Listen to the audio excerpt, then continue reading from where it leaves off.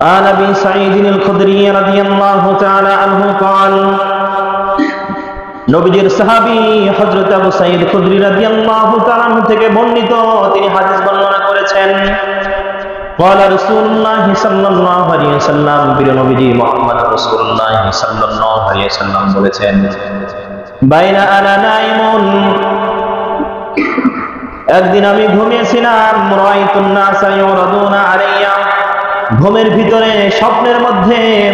আমি নবীজির সামনে পৃথিবীর সকল মানুষকে পেশ করা হলো আমি নবীজির সামনে দুনিয়ার সকল মানুষকে উপস্থাপন করা হলো উপস্থিত করানো হলো ওয়া আলাইহিম কুমুসুন সকলের কর্ণের ভিতরে সকলের শরীরের ভিতরে জামা ছিল মিনহা মা ইয়াবলুগুনা আল সুদিয়া এই সমস্ত মানুষদের শরীরের ভিতরে পোশাক কেমন ছিল নবীজি সাল্লাল্লাহু আলাইহি ওয়াসাল্লাম বলেন যত মানুষ আমার সামনে পেশ করা হয়েছিল তাদের শরীরের ভিতরে কারোর পোশাক ছিল তাদের বুক পর্যন্ত ওয়া মিনহা মা ইয়াবলুগু দুনা যালিক আবার কারোর পোশাক ছিল তার থেকে একটু নিচু অর্থাৎ একটু ঝোলানো ছিল একটু বেশি লম্বা ছিল ওয়া মাররা উমর ইবনুল খাত্তাব রাদিয়াল্লাহু তাআলা এরপরে আমার প্রিয় সাহাবী উমর ইবনে খাত্তাব রাদিয়াল্লাহু তাআলা আমার পাশ দিয়ে অতিক্রম করতেছিলেন ওয়া আলাইহি কামিসুন ইয়াজুরুহু আমি দেখলাম আমার সাহাবী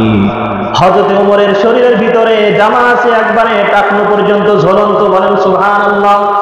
আমার উমরের গায়ে দেখলাম যে জামা আছে যে পোশাক আছে এই পোশাকটি বুক পর্যন্ত নয় কোমর পর্যন্ত নয় হাঁটু পর্যন্ত নয় বরং একদম পা দিয়ে ছেঁচড়াইতেছে একদম পা পর্যন্ত প্রলম্বিত ছিল লম্বা ছিল এই কথা যখন নবীজি সাল্লাল্লাহু আলাইহি ওয়াসাল্লাম সাহাবায়ে কেরামের সামনে বর্ণনা করলেন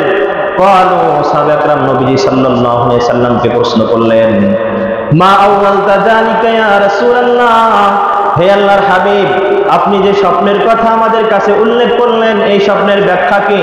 আপনি এই স্বপ্নের ব্যাখ্যা কি করেন ক্বালা নবীজি বললেন আদ-দ্বীন তথা দ্বীন ইসলাম অর্থাৎ নবীজি সাল্লাল্লাহু আলাইহি ওয়াসাল্লাম সাহাবায়ে কেরামকে বুঝাইতে চাইলেন ও আমার সাহাবীরা তোমরা শোনো আমার উমরের জামানা যখন আসবে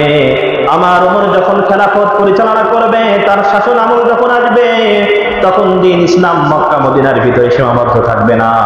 অর্থাৎ মক্কা মদিনা থেকে ইসলাম বের হয়ে অনেক বিশ্বের ভিতরে অনেক রাষ্ট্রের ভিতরে দ্বীন ইসলাম ছড়িয়ে পড়বে সুবহানাল্লাহ বিহামদিহি নবীজির কাছে সকল মানুষকে পেশ করা হলো নবীজি বলেন আমি স্বপ্নে দেখলাম যে সকল মানুষের শরীরের ভিতরে পোশাক রয়েছে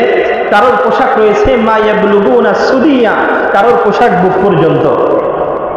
ওয়া মিনহা ইয়াবলুগু দুনা যালিক আবার কারোর পোশাক তার থেকেও কম আবার কারোর পোশাক তার থেকে একটু বেশি কিন্তু ওমর ফারুক রাদিয়াল্লাহু তাআলা যখন আমার কাছ দিয়ে অতিক্রম করলো আমি তার শরীরে দেখলাম ওয়া আলাইহি কামিসুন ইয়াজুরুহু যে তার শরীরের জামা তার শরীরের যে পোশাক ছিল সেই পোশাক কোমর পর্যন্ত না বুক পর্যন্ত না হাঁটু পর্যন্ত না বরং একদম টাকনু বেয়ে মাটি দিয়ে ছেঁচড়িয়ে ছেঁচড়িয়ে যাইতেছে বলেন সুবহানাল্লাহ বিহামদিহি সাহাবায়ে কেরাম প্রশ্ন করলেন ইয়া রাসূলুল্লাহ আপনি যে ওমরকে অবস্থায় দেখলেন যে তার শরীরের জামা মাটি দিয়ে ছেঁচড়িয়ে ছেঁচড়িয়ে যাইতেছে ঝুলন্ত রয়েছে মাটি পর্যন্ত এই স্বপ্নের ব্যাখ্যা কি ক্বালা নবীজি বললেন আদ-দ্বীনু তথা দ্বীন ইসলাম অর্থাৎ উমর ফারুক রাদিয়াল্লাহু তাআলার জামানায় ইসলাম অনেক দেশে অনেক রাষ্ট্রে ছড়িয়ে পড়বে সুবহানাল্লাহ বিহামদিহি পরবর্তীতে দেখা গেছে হযরত আমিরুল মুমিনিন উমর ইবনে খাত্তাব রাদিয়াল্লাহু তাআলা তিনি অর্ধজাহানের গোটা দুনিয়ার অর্ধেক দুনিয়াকে তিনি শাসন করেছিলেন অর্ধেক দুনিয়ার ভিতরে তিনি দ্বীন ইসলামকে কায়েম করেছিলেন প্রতিষ্ঠিত করতে সক্ষম হয়েছিলেন সুবহানাল্লাহ বিহামদিহি তাহলে উমর ফারুক রাদিয়াল্লাহু তাআলার শ্রেষ্ঠত্ব আবু বকর রাদিয়াল্লাহু তাআলার পরে সব থেকে বেশি যাই হাদিস দ্বারা আমরা শুনতে পাইলাম وعن عمر بن الخطاب رضي الله تعالى عنه عن أبيه قال হযরত ওমর ইবনে খাত্তাব রাদিয়াল্লাহু তাআলা তার পিতা থেকে হাদিস বর্ণনা করেছেন তিনি বলেন قال رسول الله صلى الله عليه وسلم আমার আপনার প্রিয় নবীজি জনাবে মুহাম্মদ রাসূলুল্লাহ সাল্লাল্লাহু আলাইহি ওয়াসাল্লাম বলেছেন বাইনা আনা নাইমুন একদিন আমি ঘুমন্ত ছিলাম একদিন আমি ঘুমিয়েছিলাম ঘুমের ভিতরে দেখলাম ইজরাইতু কদহান একদিন আমি ঘুমের ভিতরে দেখলাম তথা স্বপ্নের ভিতরে দেখলাম একটা পাত্র উতিতু বিহি, ওই পাত্রটিকে আমার সামনে উপস্থিত করা হলো। ফিহি লাবানুন, যেই পাত্রের ভিতরে দুধ ভর্তি ছিল।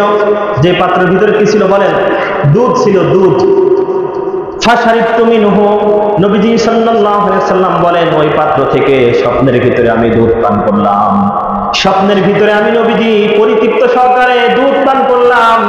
হাত্তা ইন্নী লা আরার রিয়া ইয়াজিদু, হাত্তা ইন্নী লা আরার রিয়া ইয়াজরি মিন আসফারি, আমি এতটা বেশি পরিতৃপ্ত সহকারে দুধ পান করলাম যে আমার পরিতৃপ্ততা নখের নখ দিয়ে বেয়ে বেয়ে পড়তেছিল। সুবহানাল্লাহ বিহামদিহি। অর্থাৎ স্বপ্নের ভিতরে আমি এত বেশি পরিমাণ দুধ পান করলাম যে শুধু আমার পেট পরিতৃপ্ত হয়েছে, আমার পেট ভরেছে এমন নয়, বরং আমি দুধের পরিতৃপ্ততা অনুভব করলাম যে আমার আঙ্গুলের নিচ দিয়ে দুধ খাওয়ার পরিতৃপ্ততা, দুধ খাওয়ার মজা প্রবাহমান হইতেছে, বেয়ে বেয়ে পড়তেছে। বলেন সুবহানাল্লাহ বিহামদিহি। এবার নবীজি বলেন, সুম্মা আতাইতু ফাদনি উমর ইবনুল খাত্তাব,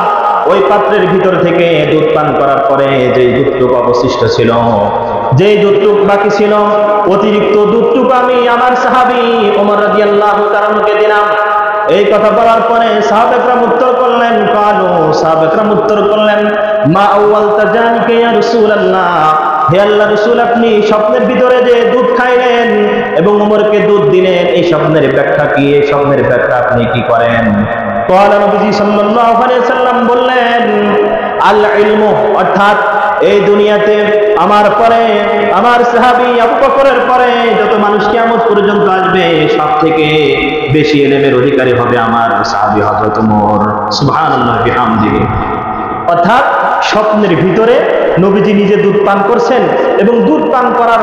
পরে পাত্রের ভিতরে যে অবশিষ্ট দুধ ছিল, এটা নবীজি সাল্লাল্লাহু আলাইহি সাল্লাম ওমর রাদিয়াল্লাহু তাআলাকে দান করলেন।